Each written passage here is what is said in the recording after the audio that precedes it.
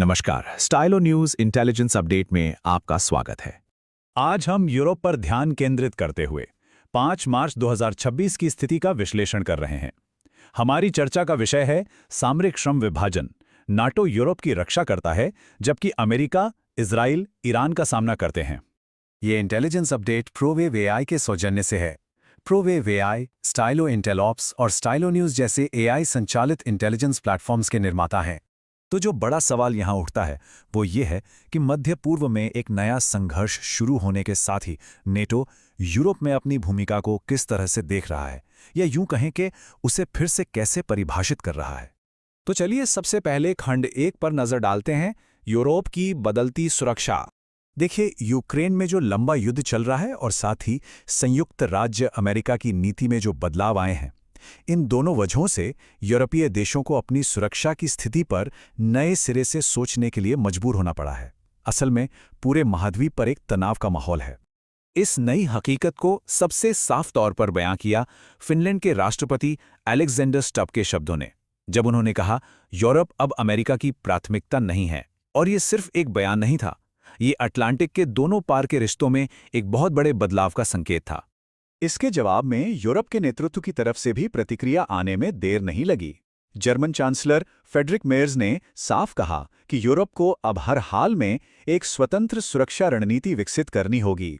तो एक तरफ तो यूरोप इन चुनौतियों से निपट ही रहा था कि दुनिया के सुरक्षा परिदृश्य में एक और बहुत बड़ी हलचल हुई, और इसी के साथ हम आते हैं खंड 2 पर। एक नया मोर्चा खुलता है। अब सारा ध्यान यूरोप से हटकर मध्य पूर्व पर चला जाता है। खुफिया रिपोर्ट्स में लगातार ये संकेत मिल रहे थे कि संयुक्त राज्य अमेरिका, इजराइल और ईरान के बीच एक नया और काफी गंभीर संघर्ष पनप रहा है। और फिर ये संकेत हकीकत में बदल गए। मार्च 2026 में संयुक्त राज्य अमेरिका और इजराइल ने ईरान के खिलाफ सैन्य कार्रवाई शुरू कर दी।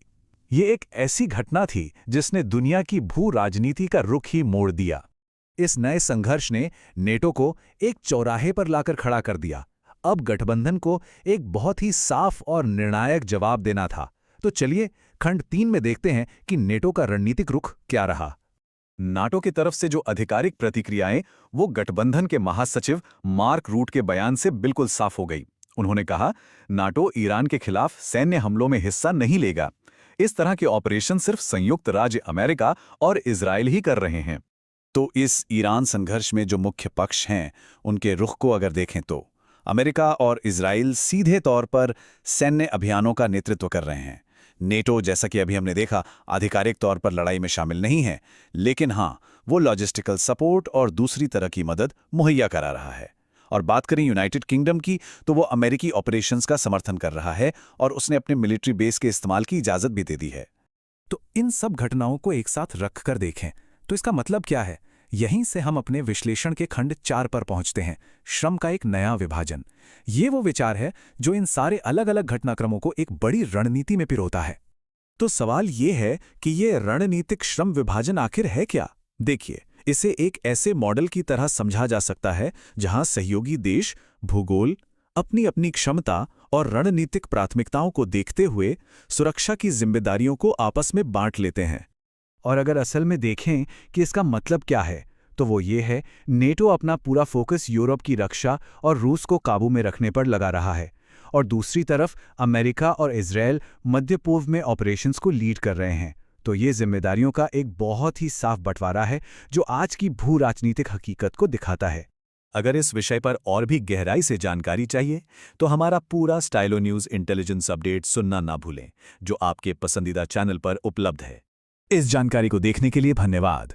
AI पावर्ड खबरें अपनी सहूलियत के हिसाब से पाने के लिए www.stylonews.com पर जाकर स्टाइलो न्यूज को सब्सक्राइब करें।